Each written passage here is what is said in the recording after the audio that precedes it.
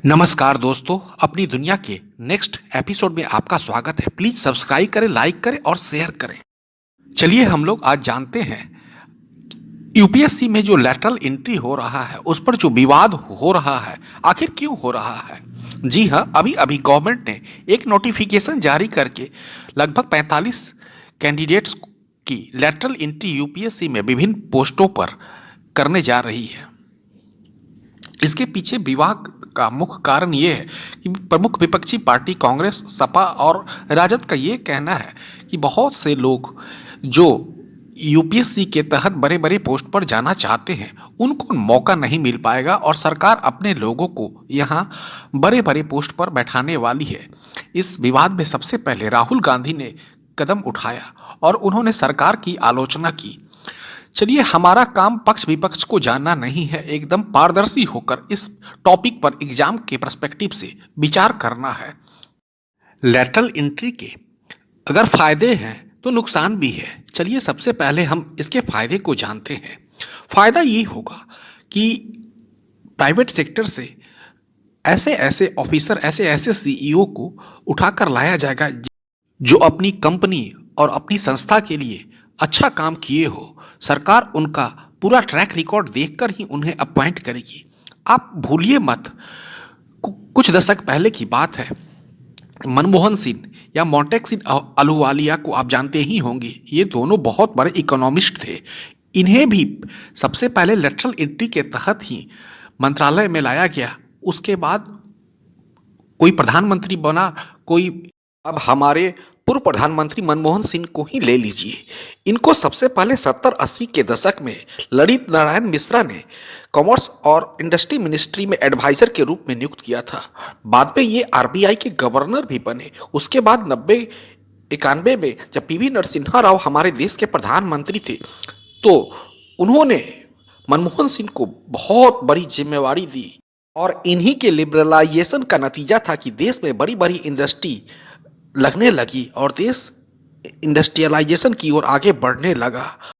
जी हाँ, रघुराम राजन का नाम आपने सुना ही होगा। वे भी लैटरल एंट्री के तहत डायरेक्ट आरबीआई में आए हुए थे और उन्होंने अच्छा काम किया। तो एक तरह से कहा जा सकता है कि लैटरल एंट्री के तहत वैसे टैलेंटेड लोगों को मंत्रालयों में जगह दी जाती है जो अच्छा काम करके उस मंत्रालय को आगे ले जाएं। आप एक स्टूडेंट हो, मैं आपसे एक सवाल पूछना चाहता हूँ।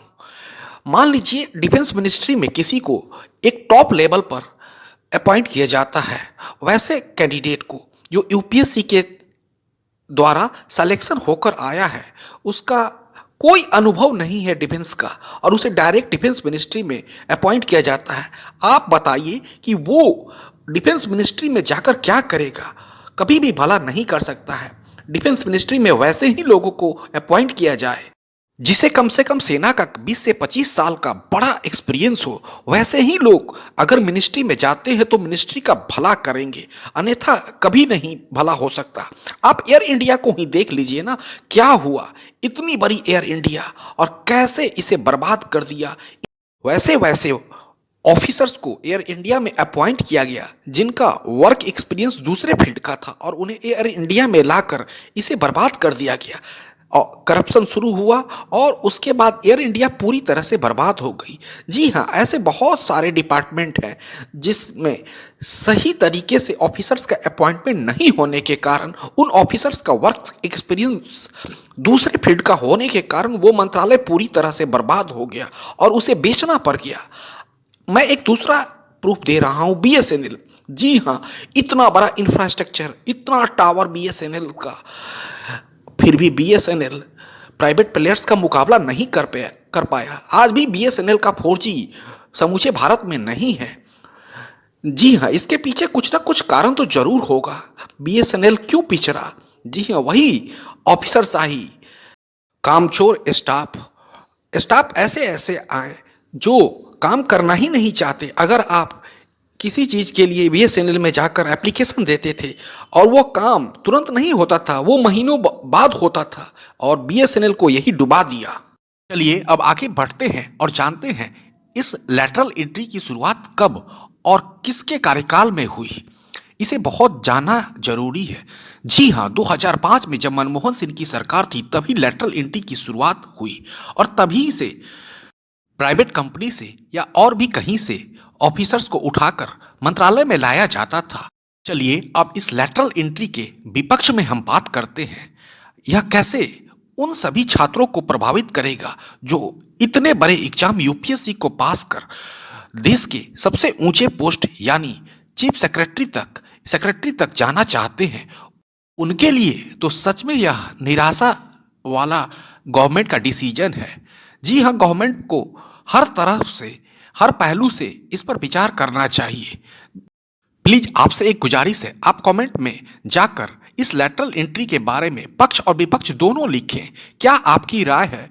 क्या आप गवर्नमेंट के डिसीजन से खुश हैं या नहीं है? दोनों राय आप लिख सकते हैं, जिससे लोगों के माइंडसेट का पता चलेगा कि लोग क्या सोचते हैं इस गवर्नमेंट के डिसीजन के बारे में। जी हाँ, अपनी दुनिया देखने के लिए बहुत बहुत धन्यवाद।